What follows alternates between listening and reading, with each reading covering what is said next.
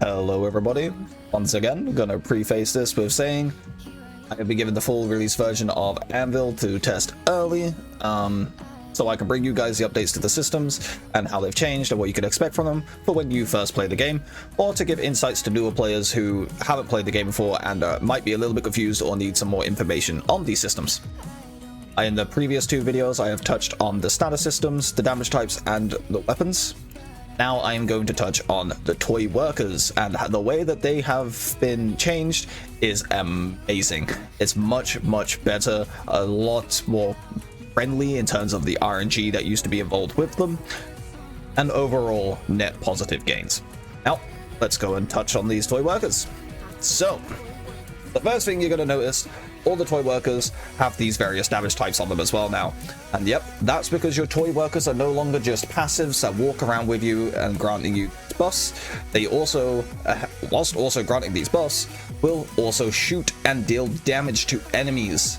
So these damage types, although you're not going to probably pick the toy workers based on the damage types, you'll still prefer to worry about these passives. In general, it's a much nicer coat of paint on toy workers to have them actually walk around and do stuff. You're also probably noticing here that this has been buffed on Goldhound as well. Good addition. The other important thing, if I have a toy worker here I can example it on, I do not, so we'll just reset the one that I don't use. So we'll reset this one.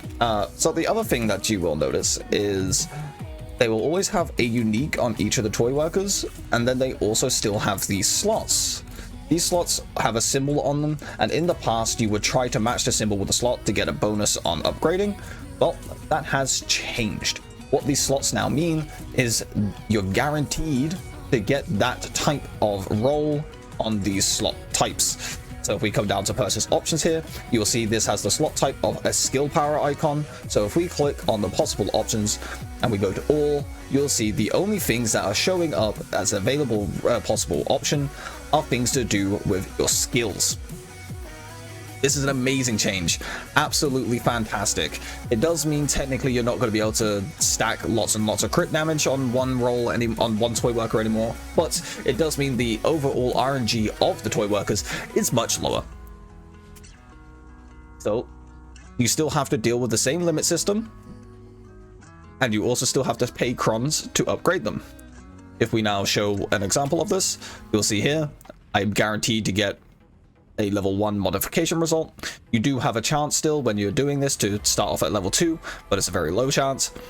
Click on confirm and you can see we now have this. It's still going to increase our limit by 4%. This is going to increase our 4%. It says unmatched types will decrease the upgrade rate, which I'm not quite sure how you do that on these other slots. The only slot that really can happen with are these unique slots.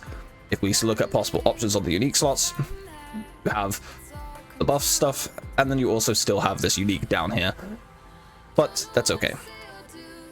To show again, if we come over here, bam, we got the modification result of level 3. This is a very high roll. This is very lucky actually for this video, but you can see it's still matching the slot, and we get the level 3 version straight away up to start off with, and we have a limit of 8%.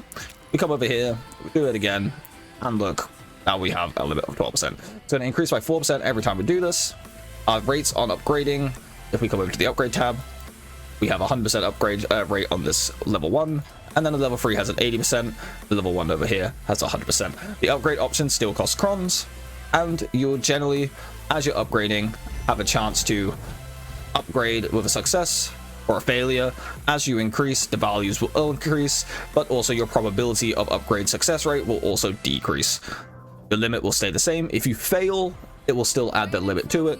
So this is when the min-max part of your toy workers come in. If you want to try and get 10 max roll 10s on each of these toy workers, then you're going to have to get a lot of crons, and they have improved upon this by having crons as an additional drop within normal runs, as well as having crons as a reward from going through some of the rooms in the seasonal challenge mode. It's a fantastic addition. Now, I'm not going to touch on the ones that I personally think are the strongest or the weakest. That is a different video. My opinion doesn't change though. If you know me from my past videos and my experience with ANVIL, I've heavily valued anything that generates resources whilst you're on planets. as being extremely good, just because of the way Anvil usually functions. So they're going to be the ones that you'll see mostly in my videos. This does not by far mean that they are the best or the worst. It's just a good middle ground, and what I personally like. I will say though, from playtesting, Power Dog does feel quite nice. The missiles is okay, but these rolls are very, very good.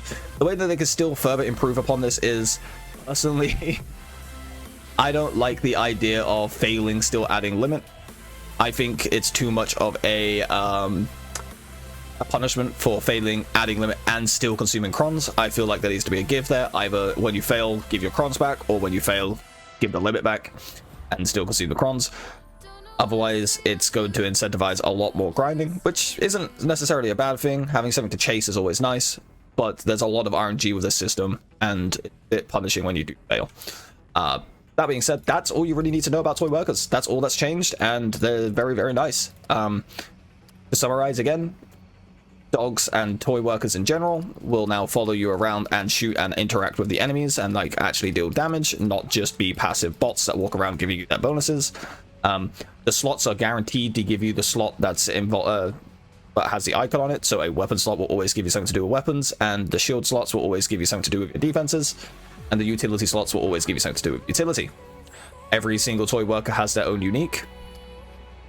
You can re-roll these unique slots in favor for getting the slot icon that you see here. So if you get one, then you're like, this doesn't suit me, it's not something I like, you can just re-roll it and get a passive that you would much prefer.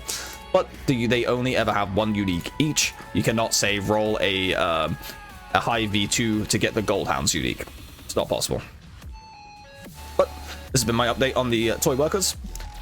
In the next video, I will touch on what has changed with the upgrades on the right here, and what I don't like about them, because that one's going to be probably the one with the most negativity in it. But overall, everything else in the game so far is a net positive. Thank you for watching, and I'll catch you in the next one.